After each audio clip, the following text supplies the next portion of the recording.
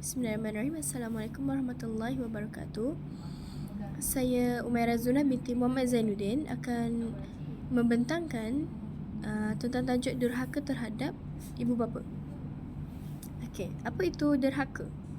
Derhaka ialah perbuatan tidak taat atau tidak patuh terhadap autoriti, norma atau orang yang berkuasa, terutamanya dalam konteks hubungan keluarga atau dalam pekerjaan. Perbuatan derhaka boleh merujuk kepada tidak menghormati, tidak mengikut nasihat atau melanggar arahan orang yang lebih tua, ibu bapa atau pihak yang berkuasa. Istilah ini juga sering digunakan untuk menggambarkan bagaimana perbuatan anak yang tidak menghormati ibu bapa atau orang dewasa yang mempunyai tanggungjawab ke atas mereka. Durhaka adalah perbuatan yang dianggap serius dalam budaya dan agama, dan ia sering dilihat sebagai perbuatan yang tidak bermoral atau tidak pantas. Seterusnya, hukum derhaka terhadap ibu bapa. Derhaka kepada orang tua merupakan perbuatan tercela yang sangat dibenci oleh Allah dan Rasulnya. Kenapa? Islam memandang tinggi peranan orang tua kerana merekalah yang membesarkan kita dari kecil hingga dewasa. Kerana itu juga kita sebagai anak perlu menghormati dan wajib menyayangi ibu dan ayah kita tanpa melakukan sesuatu yang menyakiti mereka, sama ada secara zahir atau secara batin. Faktor yang menyumbang kepada derhaka. Pertama, ketidakfahaman atau ketidakseimbangan komunikasi. Ketidakfahaman dalam komunikasi antara ibu bapa dan anak atau antara individu dengan pihak yang berkuasa boleh membawa kepada rasa tidak puas hati dan kemungkinan tidak balas yang tidak patuh. Seterusnya, ini juga dapat menimbulkan berbagai permasalahan jika berlaku kesalahfahaman dan ketidakseimbangan dalam komunikasi. Seterusnya, pemahaman nilai dan norma yang berbeza. Perbezaan dalam nilai, norma dan pandangan antara generasi boleh menyebabkan konflik dan rasa tidak setuju yang seterusnya membawa kepada perbuatan durhaka. Sebagai contoh, jika ibu bapa kita suatu masa dulu dibesarkan dalam situasi dan suasana yang berbeza, dan kita pada hari ini dibesarkan dengan cara dan bagaimana kita sambung semula. Pemahaman nilai dan norma yang berbeza. Jika pada suatu masa dahulu ibu bapa kita dibesarkan dengan cara yang tegas, kasar, dan itu bagaimana mereka kemenjadiannya pada masa hari ini. Anak-anak sekarang bukan seperti yang dulu yang jika ditegur secara berlebihan akan mendatangkan kemarahan, dan anak-anak pada zaman sekarang kebanyakannya suka untuk menerima teguran dan pandangan. Itu perbezaan dahulu dan sekarang, norma hidup yang berbeza. Seterusnya, faktor yang menyumbang kepada durhaka juga ialah tekanan atau konflik keluarga. Konflik dalam keluarga seperti berlakunya perceraian ataupun pergaduhan, masalah kewangan boleh memberi tekanan kepada anggota keluarga dan menyebabkan rasa marah atau kecewa yang boleh membawa kepada perbuatan derhaka. Pada zaman sekarang ni, pada masa kini, kita dapat nampak sendiri bagaimana keadaan sekeliling tu, penceraian tu dah menjadi perkara yang biasa, bukan lagi yang kekerapan itu semakin bertambah dari sehari ke sehari yang mendatang. Penceraian ni antara faktor yang banyak yang menyebabkan anak-anak bermasalah, anak-anak memberontak kerana keluarga. Masalah kebanyakan daripada keluarga bermula di rumah. Masalah emosi atau psikologi. Masalah emosi seperti marah, kecewa atau ketidakpuasan diri boleh mengakibatkan tindak balas yang tidak sesuai, termasuk perbuatan derhaka. semasa marah lah, kebanyakan daripada kita sukar untuk mengawal keadaan, mengawal cara bercakap, mengawal cara pergerakan. Kita akan hilang semua yang natural, semua yang normal ketika marah. Semuanya akan berbeza. Okey, seterusnya, pengaruh luaran yang negatif. Pengaruh rakan sebaya, media sosial dan persekitaran yang tidak sihat boleh mempengaruhi seseorang untuk melakukan perbuatan yang tidak taat kepada norma atau pihak yang berkuasa. Okey, pengaruh rakan juga sebenarnya salah satu faktor bagaimana seseorang itu sangat mempengaruhi kemenjadian seseorang. Rakan yang baik akan membawa kepada perkara-perkara yang baik, dan jika rakan itu rakan yang tidak baik, akan mendorong dan mengarah kita kepada sesuatu perkara yang tidak baik. Seterusnya, ketidaktahuan atau pendidikan yang kurang. Okey, kurangnya pendidikan mengenai nilai-nilai budaya, agama dan etika boleh menyebabkan ketidakfahaman tentang pentingnya patuh kepada hormat kepada ibu bapa. Okey, jika kurang pendidikan, terutama sekali nilai-nilai budaya dan agama, begitu juga dengan etika, akhlak, boleh menyebabkan berlakunya durhaka ni. Jika tak ada pendidikan agama tu. Okey, seterusnya, perubahan sosial dan budaya. Perubahan dalam masyarakat dan budaya boleh menyebabkan geseran nilai dan norma yang pada gilirannya boleh mempengaruhi pandangan dan tindakan. Okay, baik. Assalamualaikum warahmatullahi wabarakatuh. Saya akan menyambung pembintangan sahabat saya, Umairah Zuna, dalam tajuk isu semasa durhaka kepada ibu bapa.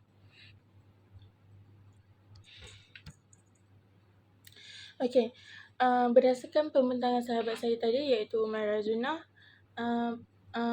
pengenalan derhaka, faktor yang menyumbang kepada derhaka, peranan dan tanggungjawab, ciri-ciri anak derhaka dan contoh perbuatan derhaka, hukum dalam Al-Quran dan lain-lain. Okey, dosa besar untuk menderhaka kepada ibu bapa. Daripada Anas radhiyallahu anhu berkata, Nabi SAW ditanya tentang dosa-dosa besar, maka baginda bersabda, yang pertama ialah menyekutukan Allah, menderhaka kepada kedua orang tua, dan membunuh orang dan bersumpah palsu. So jadi derhaka kepada ibu bapa tu termasuk di dalam dosa-dosa besar. Okey, seterusnya saya akan membentangkan tajuk derhaka kepada ibu bapa dalam aspek balasan dan akibat terhadap anak derhaka, cara untuk mengelakkan daripada menjadi anak yang derhaka, dalil berbuat baik kepada ibu bapa, kesan berbuat baik kepada ibu bapa, isu-isu semasa yang berlaku dalam masyarakat berkenaan dengan anak derhaka. Okey. Berdasarkan surah Al-Isra ayat 23 yang bermaksud, dan hendaklah engkau berbuat baik kepada ibu bapa jika salah seorang daripada mereka atau kedua-dua sekali sampai kepada orang tua dalam jagaan peliharaanmu, maka janganlah engkau berkata kepada mereka sebarang perkataan kasar sekalipun. Perkataan dan janganlah engkau menengki menyergah mereka, tetapi katakanlah kepada mereka perkataan yang mulia, iaitu yang sopan santun. Okey, seterusnya ialah balasan dan akibat terhadap anak derhaka. Yang pertama ialah tidak dapat mencium bau syurga. Yang kedua ialah haram baginya untuk masuk syurga. Yang ketiga ialah dimurkai oleh Allah Subhanahu Wa Taala. Yang keempat ialah tidak diterima oleh Allah Subhanahu Wa Taala segala amal kebaikan dan solatnya. So jadi kalau dia solat 5 waktu sehari semalam, pada awal waktu, semua tu tidak diterima oleh Allah. Sebab apa? Sebab dia ada hubungan yang tak baik dengan ibu dan ayah mereka. Okay, seterusnya ialah tidak termasuk dalam golongan umat Nabi Muhammad SAW. Okay, Nabi SAW sendiri berkata, antara dosa-dosa besar yang dilakukan oleh manusia ialah menderhaka kepada ibu bapa. Okey, seterusnya ialah termasuk dalam golongan mereka yang kafir, mendapat balasan di dunia. Contohnya, kan ibu bapa ialah orang tua kita. So, jadi segalanya berpunca daripada ibu bapa. Mestilah mendapatkan doa daripada ibu bapa, mestilah kena berbakti kepada ibu bapa, jangan sakiti hati mereka. So, jadi bila diorang terasa dan diorang ada terlintas perkara yang terbaik untuk anak dia, mesti akan terjadi sesuatu perkara yang buruk. Contohnya, rezeki disempitkan, tak kisah rezeki daripada segi kesihatan ke, keluarga ke, anak dan lain-lain. Okey, seterusnya tidak mendapat keampunan daripada Allah. Sebab apa? Sebab dia termasuk dalam golongan dosa-dosa besar.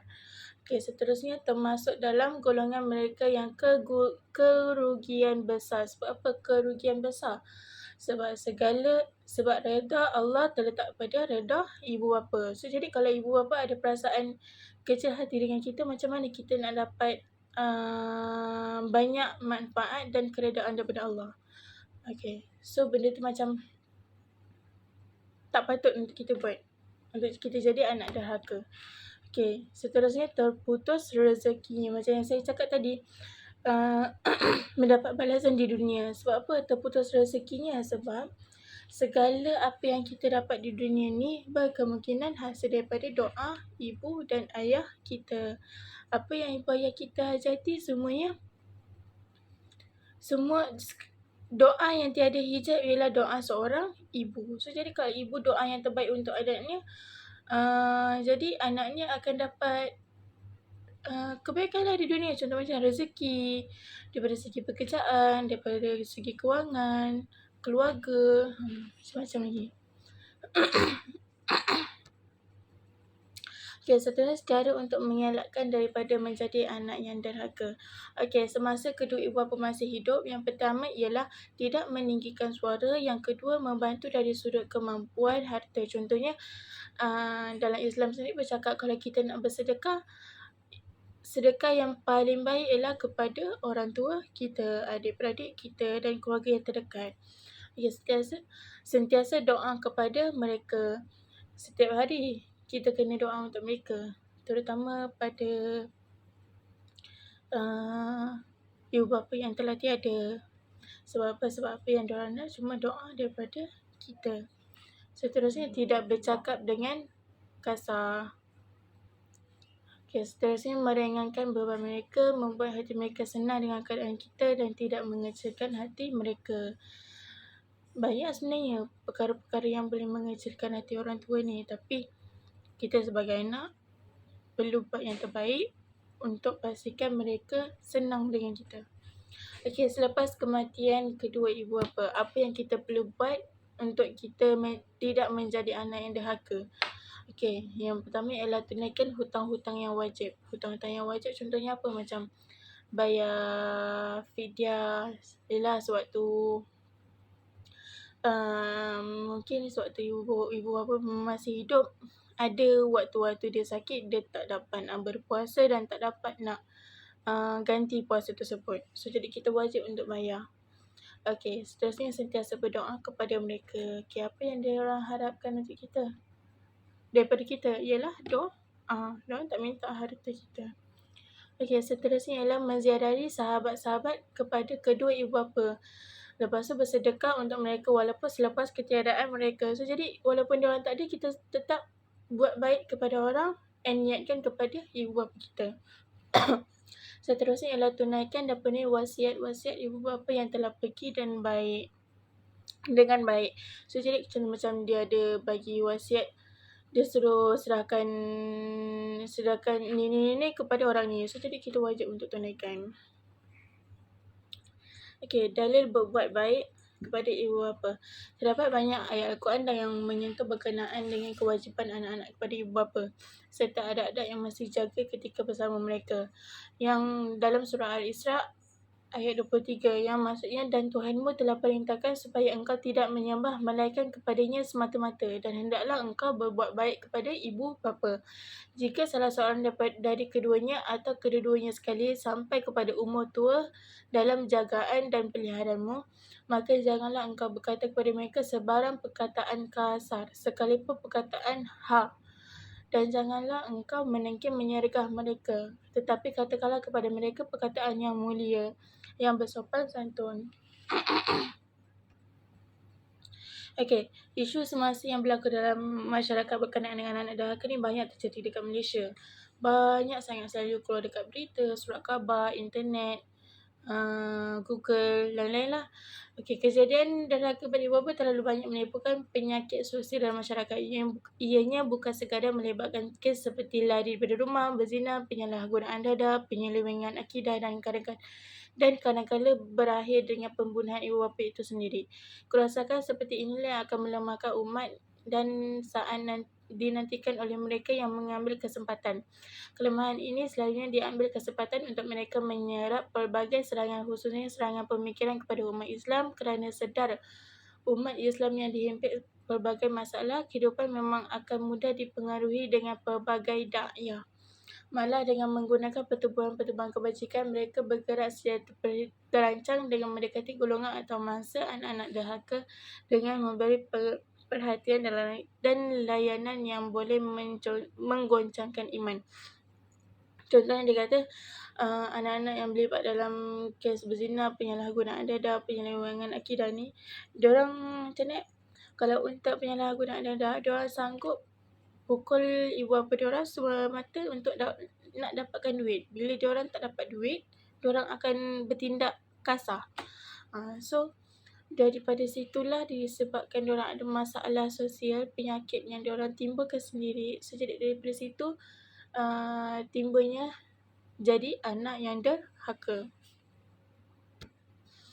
Okey, kat sini kita boleh tengok daripada internet, anak derhaka sanggup pukul ibu kerana tidak diberikan duit. Okey, remaja lelaki sanggup pukul ibu kandungnya sendiri hanya kerana mangsa tidak memberinya duit. So, macam saya cakap lah, disebabkan kadang-kadang anak-anak remaja sekarang yang masih sekolah rendah ke apa ke, bila dah darjah 6, diorang pun akan bertindak macam ni tau.